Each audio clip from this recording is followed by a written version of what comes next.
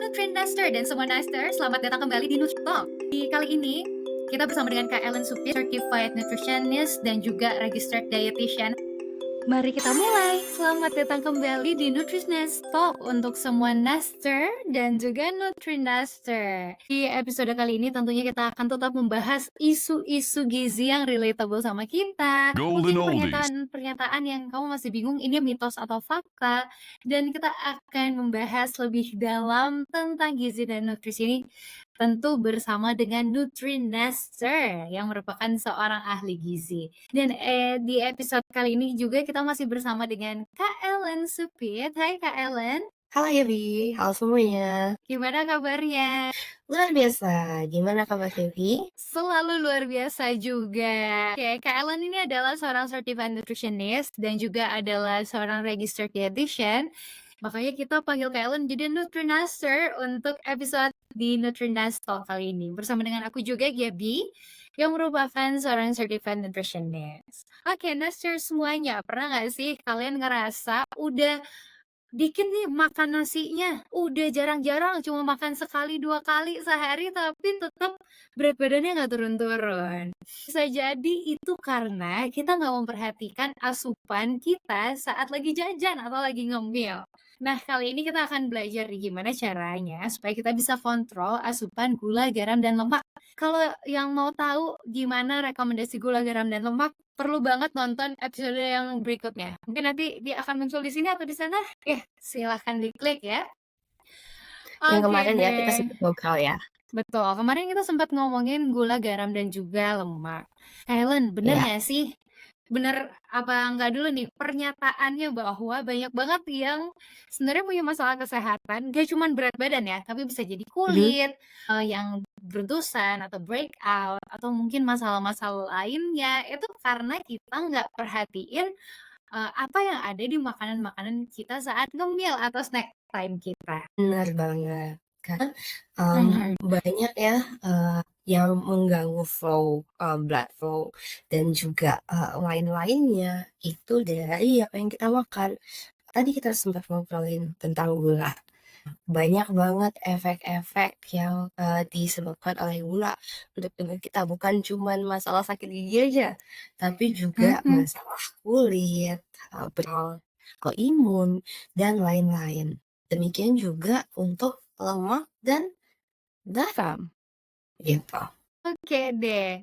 Nah ini kan sebenarnya ada yang hidden nih yang emang kita nggak bisa tahu waktu Mhm, produsennya membuat produk ini dia taruh berapa banyak gula, berapa banyak garam, ada yang kita nggak tahu gitu ya. Tapi kan ada yang dibungkusnya itu atau di kemasannya itu sudah ditulis informasi nilai gizi. Sebelum kalian betul. jelasin coba vote dulu di bawah siapa di sini yang kalau beli makanan atau yang mengonsumsi produk makanan kemasan itu dibaca dulu informasi nilai gizinya. Membaca dan memperhatikan boleh kasih emot jempolnya, yang enggak boleh kasih thumbs down-nya kayak gini dan kasih tahu alasannya kenapa sih kalian nggak baca atau kenapa sih kalian baca. Oke, back to Kak Ellen. Kak, sepenting apa sih membaca informasi nilai gizi? Membaca nilai gizi itu penting banget. Nah menarik nih, Debbie bilang, ada yang pernah baca nilai gizi nggak sebelum kita beli? Kebanyakan kalau ditanya seperti itu, yang mereka baca tuh either harga atau rasa. Mungkin ada yang, Betul. go as far as, expire date.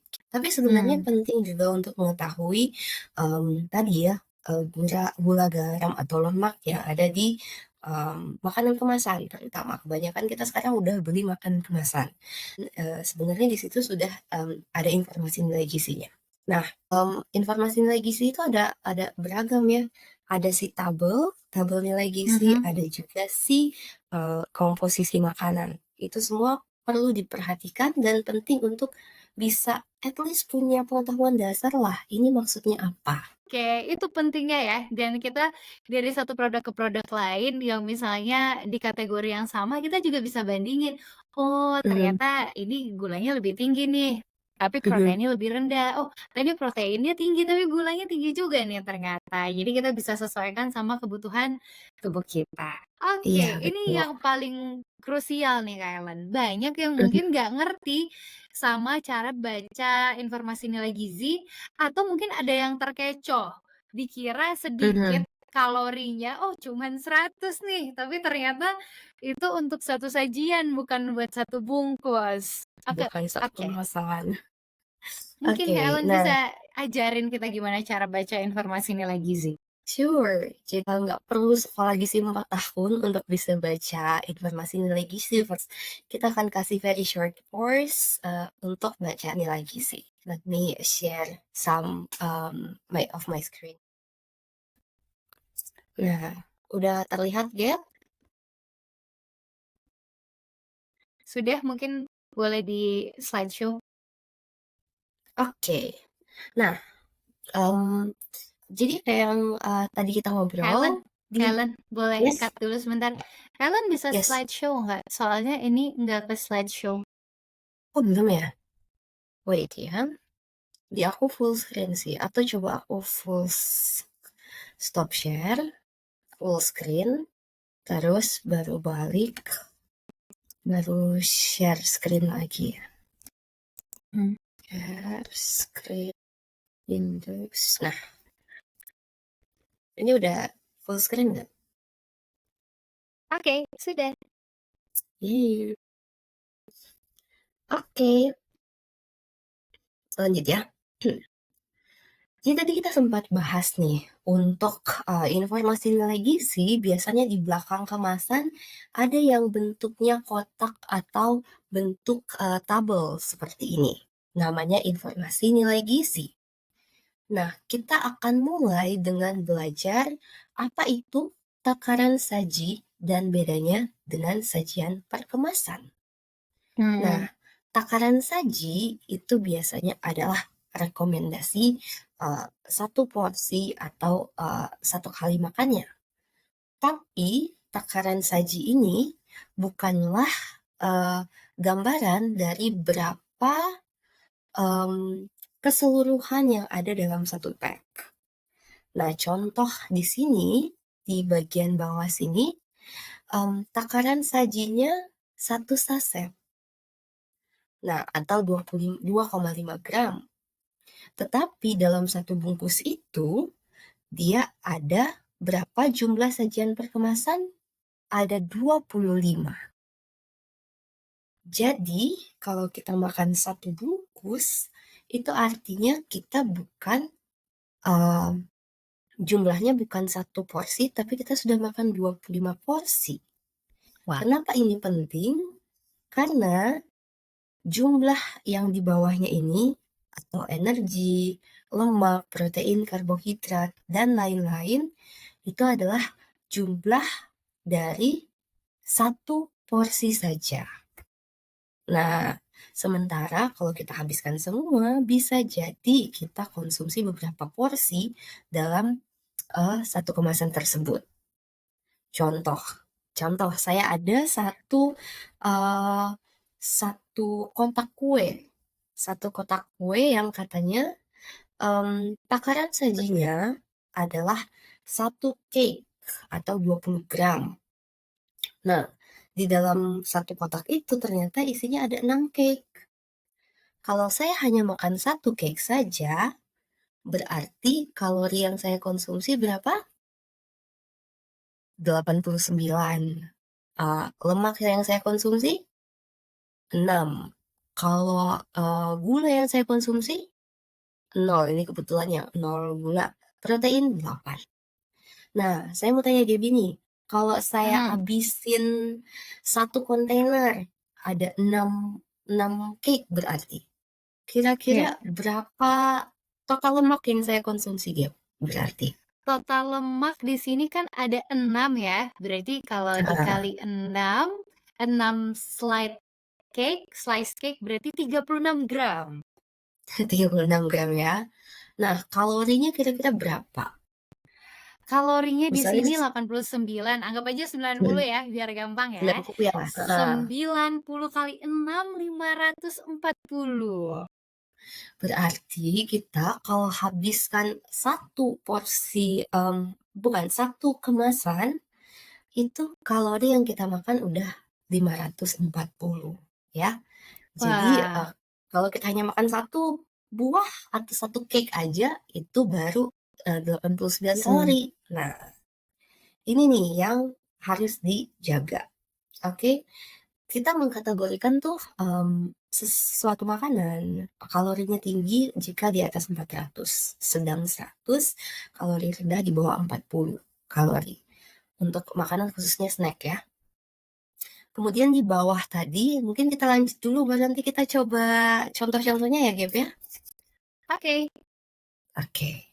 Nah, di bawah sini tadi ada juga yang namanya, mmm, porsi dari, di sini ya, di bawah, energi, ada juga lemak, protein, karbohidrat, ada juga mineralnya, dan kadang-kadang di bawah sini ada vitaminnya.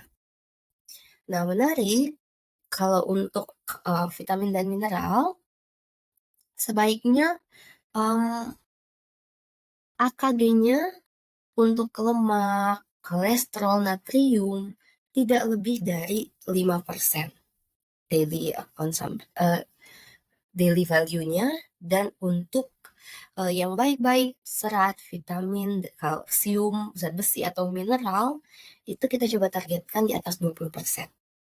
Nah, ini, panduan simpel untuk coba cari yang, nilai gizinya baik atau yang kita inginkan ya.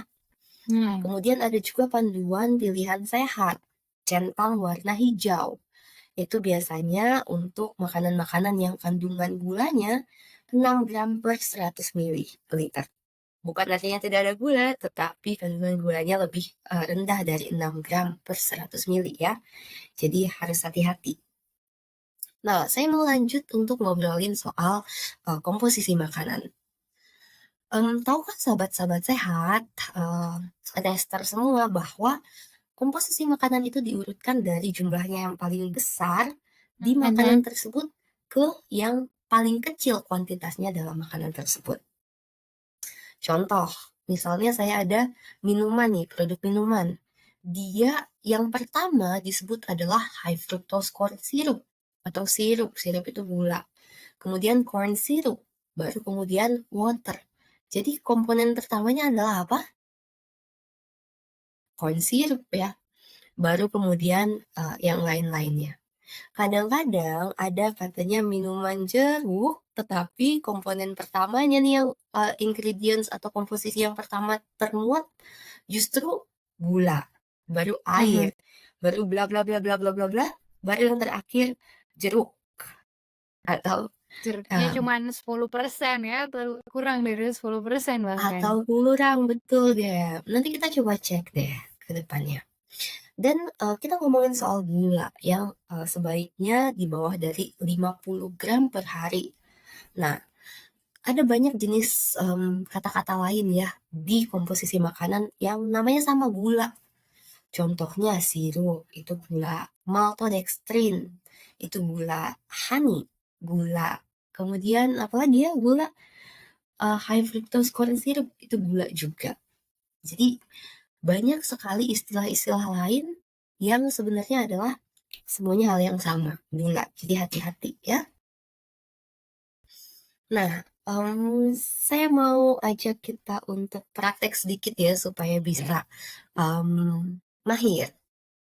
Misalnya saya lapar banget nih, Gap.